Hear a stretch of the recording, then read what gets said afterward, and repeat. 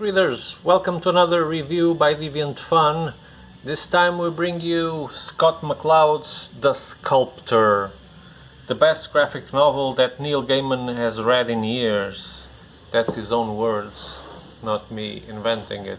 So as you can see, it's a very thick book, it's a large read. Scott McCloud is known for doing books about creating comics, writing comics, and etc.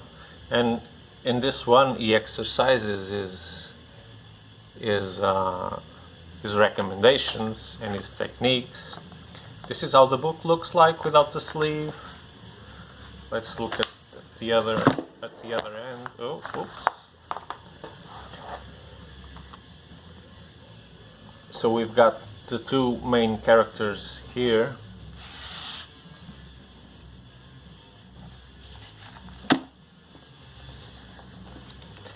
Let me just put it back in place. Nothing got damaged, thankfully. So, David is giving his life for his art. Literally. He really is giving his life. He makes a pact to be a better artist. He trades it for his life. Thanks to a deal with death, the young sculptor gets his childhood wish to sculpt anything he can imagine with his bare hands. But now that he only has 200 days to live, that's the counterpart on the deal, deciding what to create is harder than he thought, and discovering the love of his life at the 11th hour isn't making it any easier. This is a story of desire taken to the edge of reason and beyond, of the frantic, clumsy dance steps of young love, and a gorgeous street-level portrait of the world's greatest city, New York. It's about the small, warm human moments of everyday life and the great surging forces that lie just under the surface. So, the premise is that we've got a young boy who is striving to be his name is David Smith, and he is trying to be to get his name on the field as an architect, as a sculptor. Sorry. It turns out there's another David Smith who is quite famous, and he usually gets confused with him. That drives him mad. And he currently is in a tough spot when the book starts. He had a pretty successful exhibition because he got a patron that had connections, but he then dumped them, and so now he's shitless.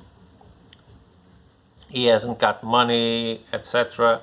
And so he is visited by this relative who is actually deaf. For a while he's talking to him like he was really someone real, but then it hits him. Hey, you're dead. And mama and daddy are also dead. So who the hell are you? And so that's, after a philosophical conversation, Death really wants to make sure that he wants to do the trade. He tries to convince him to do otherwise, but he ends up accepting the agreement.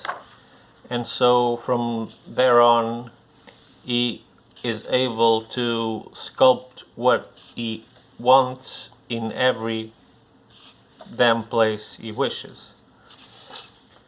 But life isn't easy still with that power, because he will know a person, this girl, who he will fall in love, slowly fall in love into.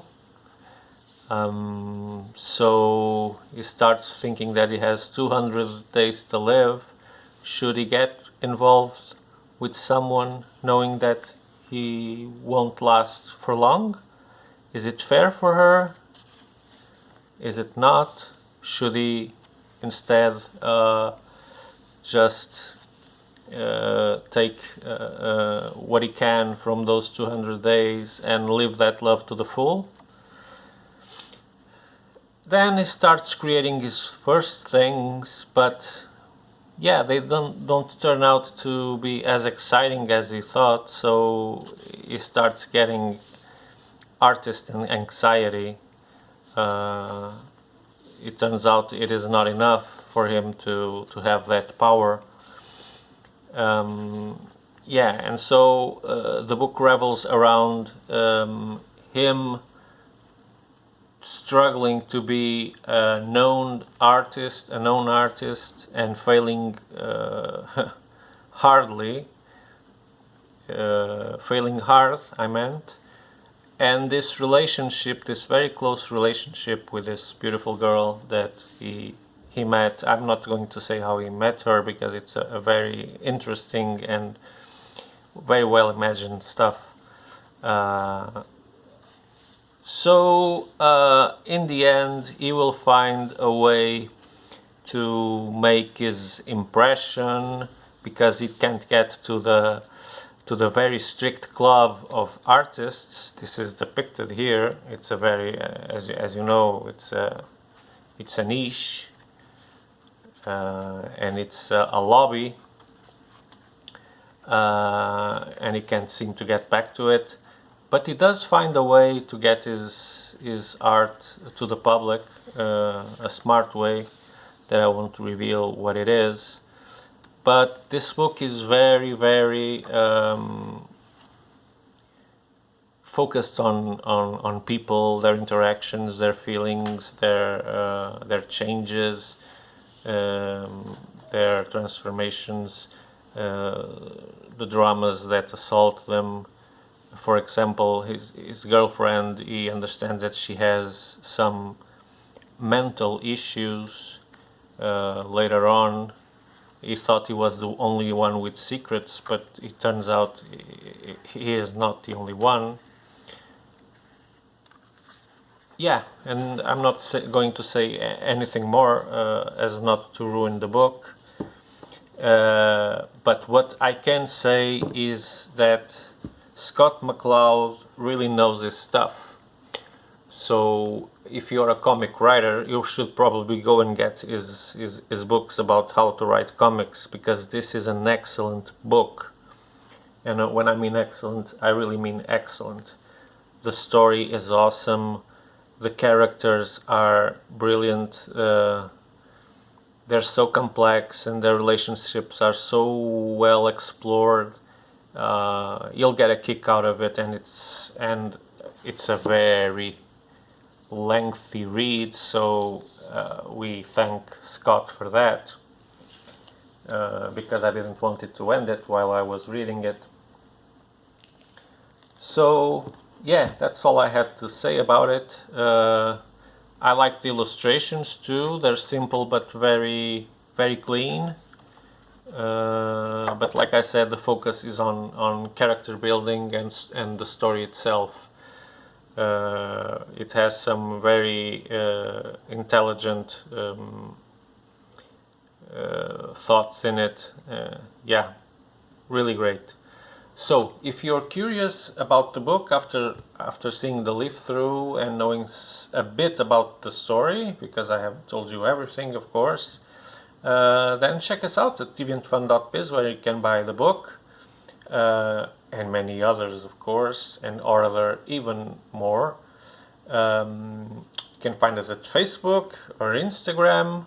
That's where we are.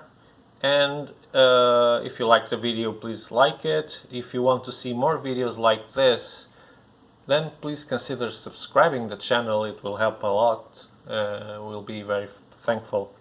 So until the next video, it's Deviant Fun out in 3, 2, 1. Bye bye.